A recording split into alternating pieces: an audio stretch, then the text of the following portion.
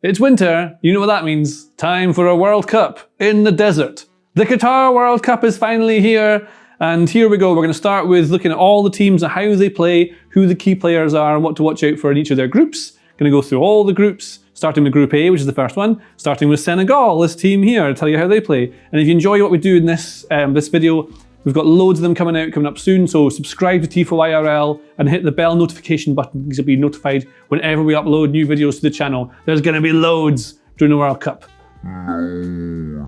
Let's start with Senegal. Now, they're very good, and they play in a 4-3-3. This is what they do. The star player is Sadio Mane, who you may remember from Liverpool. He's now at Bayern Munich. He's great, very important to them. Now, he plays off the left of a 4-3-3, and will come inside to play behind the striker, probably going to be Dia in the central number 9 position here. Because what they do is he'll go up and push back the centre-backs against the opposition. Mane will come inside from here. Then you get Ismaila Sarr as more of an outside right winger. This guy plays in the Premier League as well. And this is what you get. He's more of a conventional winger. The midfield is more workmanlike. So Idrissa Gueye, Nampalys Mendy, Papa Sarr, might be Kouyaté comes in here. This is what I think the starting lineup might be. But these guys are all there to win the ball back. And they rotate positions, so they'll swap wherever they want to go. But they'll also, crucially, help the fullbacks get forward. So when these players come inside, you see you're missing this space out here because it's normally filled by someone like Ballo-Touré, who might push up like this. Now, when he wants to push up, leaving the space vacant, like this, yes. So what that means is that Idrissa Gueye might drop into this space to support, to cover. Same thing on the other side, as Sabali pushes up, then Papa Sarr might drop in here, or Mendy, whoever swapped rotation into this position. That's what they do. And to facilitate getting the ball forward, what they also do, we'll put these back into a normal midfield 3, is that the wide forwards will drop into positions that are deeper to help with ball progression. So if the fullback pushes up, that means Mane is kind of free. Idrissa Gueye will drop into this space to support that, which means this becomes a midfield 2, always making sure they're protected, one of the reasons they don't concede many goals. And Mane will, well, he might start out here alongside the strikers, he will drop into a deep position and have lots of dialogue with this midfield and the centre-backs and the full-backs to then be able to drive forward, help create overloads. Because if you've got a team pushed in here, playing a midfield 2 or 3, what you have, if you're out here, you can't get the ball to him, you drop in here, you can get on him, it might drag someone out of position, which might leave room for someone else to get in behind. But basically, 4-3-3, the full-backs push up, they're quite good. And you can see the shape exactly if I look at this graphic that I've got from Opta. This is one of the last games they played. I think it's one of the African nations games that they won. They beat Egypt twice on penalties of recent games. This is what it looks like. The midfield's very tight and narrow, centre-back split, then the full-backs get nice and wide. You see the width comes from the full-backs. Number 10 is Mane. He comes inside the pitch to play very close to the other striker. So he's always in amongst that. And then you've got Ismaila Sarr as a winger, more here. But obviously he can come inside the pitch when the right full-back pushes on. That's what they do. And one last thing on Senegal that I think is important, in reference to them not conceding many goals, is that their goalkeeper is very good. Edouard Mendy plays for Chelsea. He's won the Champions League and the Club World Cup with Chelsea, so that's really good. The Koulibaly long balls. This is another important tactical thing. What you'll see a lot of, even when they drop deep these midfielders, is that Koulibaly will be able to ping long passes. He's very good at this, to like a fullback over here in space, or to someone like maybe the striker will move out into this space here. He loves hitting these long balls. He's great at it. Now, he could start on the right or left of defence, not exactly sure which he'll do, depending which centre-backs they start, but this is a key tactical part of Senegal. 4-3-3, they attack and defend well, they're very conscious of not conceding any space at the back. They've got great players in Sadio Mane, a good Premier League presence in this team. They're decent. That's what Senegal play like. But the next team are very dangerous, and the next team are the Netherlands. You know them. They're rather good. They're managed by Louis van Gaal. They play a nice, expansive kind of football. They concede quite a lot of chances and goals because they like to attack. But they play in a 5-3-2 now. They changed from a 4-3-3 to a 5-3-2. And it will change a little bit. So against really difficult teams to play against, they might play the midfield that looks like this with Frankie de Jong in the hole behind here. And he links defence to attack, basically. He's a box-to-box player, even though he starts deep. But they might also take out one of the midfielders, and you might get Davy Klaassen or Cody Gakpo, something like this in here. Maybe Gakpo will play instead of Bergwijn. Memphis can play here. There's lots of rotation, so these guys can play in any one of these positions. But this is what they do against teams they expect to beat. And they'll press high, maybe not as high as they've done in qualifying because, as we've said, Qatar's quite a hot place. And another thing they do is that the wing-backs are really important in this system. Now, Daley Blind isn't the quickest anymore, never really was in the first place, but he can play at centre-back and in midfield, and at left back. There's lots of players who can play multiple positions. Ake is the same. Timber can play as a right back as well. So what happens when Denzel Dumfries pushes up, and he can overlap or underlap, he can come across here, Timber, with Van Dijk pushing across, and Ake, and then Blind, and you sort of keep this back four to control the back line, make sure you're not giving up any space. Tournament football is all about not making any mistakes. So that's one thing you'll see them do as the rest of the players push forward. Memphis will start wide left sometimes, but come inside. And what you'll see often is that to link with play, one of these guys might push out. Let's do it like this actually. So we say they overlap and underlap. Say Gakpo starting here. Actually, no, we'll put Gakpo here and Bergwijn here. What Bergwijn might do in this sort of position is pull out here to the wide area, which allows Dumfries to underlap rather than overlap. This is an overlap here. And Dumfries can get to this position here. He can also get to this position here, and this is how they might link with the play. So you'll often see that De Jong will receive the ball from one of these guys at the back and just drive with it, beat a couple of players in the press, get into a midfield position, and then they can start linking their play. And they do this very quickly. It's very direct sometimes. They keep the ball and pass it around a lot, very expansive, make the pitch nice and big. But De Jong can turn defence to attack in an instant. I can show you a couple of stats actually, which show you how important De Jong is to their team. So for example, this is how De Jong plays. This is a profile from, Smarter Scout. Very good. Look at the colours, lovely. What they show us is that he plays lots of short passes, lots of medium passes, doesn't really matter. But his link-up volume is really high, and his carry and dribble volume is really high, which means he's receiving the ball from deep, and he's carrying it, getting the team up the pitch really quickly.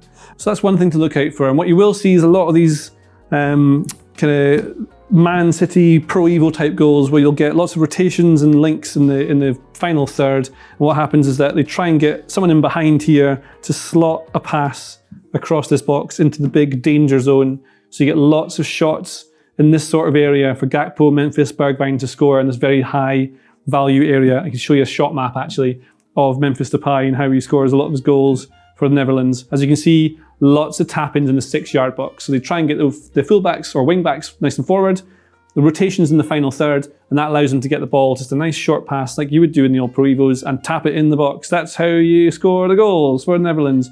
Which brings us on to our next team, who are not quite as exciting to watch as the Netherlands. Not at all, but they do have some good players. And that next team is Ecuador. Here they are. They play a 4-2-3-1, a 4-4-1-1, 4-4-2. Sometimes depending on where they are on the pitch, they defend deep in a 4-4-2 block, and then they break quickly as a 4-2-3-1. Now, one of the things to note with Ecuador is they won't be very exciting to watch. They attack quite direct, but I'll show you exactly how they attack according to a play style thing that we have here. You can see it here in this graph. So this tells us the style of different teams during World Cup qualifying. Now, fast and direct teams are up here. Slow and intricate teams are down here. Ecuador are somewhere in the middle. They don't have a particular style. They just do a bit of everything with no real clear identity as to what it is they actually do. But what they do is don't score very many goals. Their last few games are all 0-0s, 1-0s, and it's against teams like Saudi Arabia, Japan, the Cape Verde Islands. They're all right. There's a new generation of players coming through, and the best of them are this guy here, Estupiñán, who plays for Brighton. He's a left back. He's a very good player. Moises Caicedo is the current gem of the entire team. Then you've got Plata over here as well, really highly rated, very quick winger is what you've got. And Hincapi as well, he's a good player here. He's a left-footed centre-back who can hit a ball. He's really decent. So you've got some decent players here, but what they do is they are very defensive-minded. Now, in build-up, what you'll see is they want these guys to get really high eventually. They do it slowly. So Estupiñán might go really wide left here like this. Castillo might come over here like this. And then what you'll find is that one of these midfielders, either Gruezo or Caicedo, it depends who plays here. These are all possible lineups for these teams. But then Caicedo, say, might drop in here to form a 3. This 3 here will give you a yellow line here. There we go. So these can push forward. And then one of the midfielders will go in here, and that means you get players pushing up a little bit. And what they'll try and do at certain times, or what they've done in recent games, is that one of these wide midfielders might push in here to try and receive the ball. So a team's trying to press you with a 4-3-3. Let's do it like this. So the opposition might look like. So they kind of empty the middle of the pitch. They play a back 3 here. The fullbacks push on. You've got wide midfielders. This is Ener Valencia, this guy here, who is getting a bit older now. He's the country's all-time top scorer. Might not play as left winger, might play more as a striker these days, but I put him in this team because I like him. So what these players here might do, sort of irrelevant aside there, he'll drop in to be able to receive the ball from the back, and then what you get, as soon as he receives here, this guy can move on to try and attack. So they do it in stages. All their play is done in stages of build-up. And as I said before, they then attack with not too many players. Maybe Caicedo will try and join in to get forward. Estrada, the striker, will be there. Cifuentes might come in behind. And then the left-sided winger might come inside as well to try and attack. But they try and make sure they've always got cover at the back. And when they do lose the ball, they are instantly getting back into their shape. They drop back instantly to form that block as quickly as they can because they don't want to concede goals. That is the main thing they want to do. In fact, I can show you one of these moves that they do often in build-up and how it works. So as we said, the two centre-backs will split, then the full-backs can push up. That's what they do. One of the midfielders here, another one drops into the centre of it. Sometimes they go wider of it, but this is what they do. They drop in here. So these guys are always protecting, always making sure there's a last line. This is them playing against Japan in a friendly recently. So the ball comes here, you see, and then what happens is that one of the midfielders, the wide right, drops into this space to be able to receive the ball from the centre-back, which gets them forward. It breaks a couple of lines of Japanese pressure here.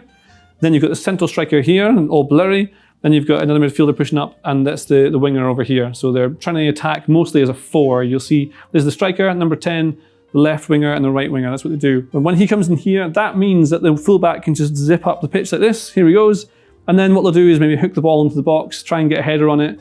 This is not very productive because one of the things with Ecuador is that they just don't score many goals from open play. Most of their goals tend to come from set pieces. Yes. In qualifying, Ecuador had the most shots from set pieces. They also had the highest XG, expected goals from set pieces, and to the point that 35% of their goals scored came from set pieces. They might do all right, they have some decent players, but I think they'll be a little bit less exciting, is my most nice way I can say to watch them. But they can get a couple of goals against a team like Qatar, the controversial host nation, of course. They are the host nation, so you'd think they get an advantage from that, but I don't think they're going to get any. They're not amazing, but they do have two really good players. These two players here, the striker and this striker, Ali and Afif. Now, this guy played under Xavi at Al Sadd. He's great. He's a very good player and could make all the difference to them in this tournament. So what they always do is play a 5-3-2. They want to play possession football and be quite expansive. Their manager is a Spanish man called Felix Sanchez Bas. Felix Sanchez Bas, that's his name. And the way they play looks like this. Yes. Teams that are fast and direct stick up here, like Trinidad and Tobago and Martinique. And down here, slow and intricate, teams like to keep the ball. Teams like Mexico, USA, Qatar. There they are, right in this little bit here, you see. So they want to keep the ball, be expansive. It makes sense. The manager comes from a country where that's the kind of style of play. They don't really have the players to do it. So what you often see is that they are pinned back in a 5-3-2, which means they lose all the width from their wing backs. So they're pinned back here with a team pressing them. That's not great for them. So what they do is these two players, the forwards, will drop into wide areas. They'll move out into wide areas to be able to receive the ball. They'll do the same thing over here, not at the same time. And then that way they can play out. They've got the right ball to the wide player here. You can take a player on 1v1, use the touchline as an extra defender, and then hope they get a winner throw in, and the team can move up. When they can combine in the final third, they're actually all right. They've got some good movement, some decent, well, they're players that are good enough to play at this level, of course. But they lack themselves a little bit when they try and press, and they leave themselves open. So again, even though it's Qatar and they're the host nation, you'll find teams who try and press will leave gaps, and they'll be torn apart. And because they're not great, they've got all right defenders. Like I mean, even that's being nice. They're going to be fine. They'll maybe score a couple of goals as the host nation. But what you see is Barratt's a 5-3-2. They want to get the wing backs forward so they can get balls into these front two here. Alheiros can either play wide right or he can come maybe behind them like this. But these guys, interchangeable, really tidy players. They're the ones to look out for Qatar. So that's roughly what you'll expect from Qatar, not an awful lot. Ecuador are there too, they might be able to surprise someone with a goal here or there. Netherlands and Senegal, without doubt the best teams in the group, but it's the World Cup, anything can happen, especially in winter in a desert. So if you want to see more of the groups and how the teams are going to play, then just sign on up for Tifo IRL right here and you'll see all the videos we do. We've got loads coming, please do subscribe and like this video if you enjoyed it. We're going to teach you about all the teams. If you like this video, please consider subscribing to the channel. The Athletic is home to some of the world's best sports journalists, including David Ornstein, Daniel Taylor, Ollie Kay, Amy Lawrence and Rafa Honigstein. There are journalists dedicated to each Premier League team, so every fan gets the coverage they deserve, not just the big clubs. And you can try it for free now for 30 days. See the link in the description.